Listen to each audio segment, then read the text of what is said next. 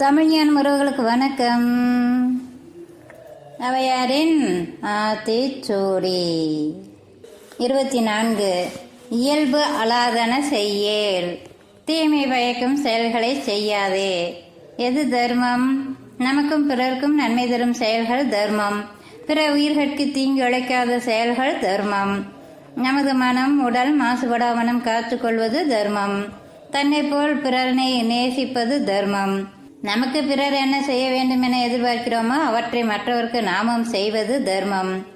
இயல்பு அலாதன செய்யல், இயல்பாகவே நமக்கு நன்மை அளிப்பது எதுவென்று நன்றாக தெரிகிறது. அஃது அறிவு, புத்தி. ஆனால் பெரும்பாலும் மனம் நல்ல வழியில் நடக்க மறுக்கிறது. இஃது உணர்வு, சபலம். ஒரு செயலை செய்யும் போது அறிவுபூர்வமாக சிந்தித்தாலும் பெரும்பாலும் உணர்வுபூர்வமாகவே முடிவெடுத்து செயலாற்றுகிறோம்.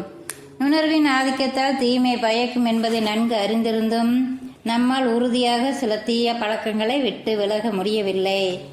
நன்மை செய்ய வேண்டும் என்கிற விருப்பம் இருந்தாலும் நம்முள் உறைந்திருக்கும் மிகவும் சக்தி வாய்ந்த ஏதோ ஒன்று இருந்து கொண்டு நன்மை தரும் செயல்களை செய்ய விடாமலும் தீமையான செயல்களை செய்யும்படியும் தூண்டுகிறது. இதை மேற்கொள்வது எப்படி? இறை நம்பிக்கையே அடிப்படை. நன்மையின் பாதை தற்காலிகமாக துன்பத்தை தந்தாலும் இறுதியில் வெற்றியே தரும் என எல்லா சமய வேதங்கள் சொல்வதை உணர்வு பூர்வமாக நம்பி ஏற்றுக்கொள்ள வேண்டும்.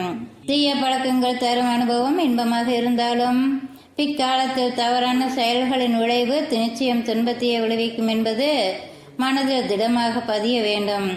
வினை விதைத்தவன் வினை அறுப்பான், தினை விதைத்தவன் தினை அறுப்பான் என்பது மாறாத விதி. காரணகாரிய சம்பந்தம் உடனே வெளிச்சமாக விட்டாலும் செயலின் விளைவிலிருந்து மனிதன் தப்ப முடியாது. இஃது இயக்கிய நியதி. ஆகையால் தீவினை தவிர்க்கப்பட வேண்டும்.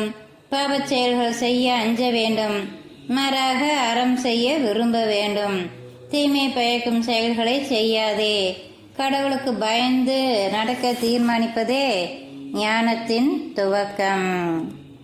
மீண்டும் சந்திப்போம். நன்றி நண்பர்களே.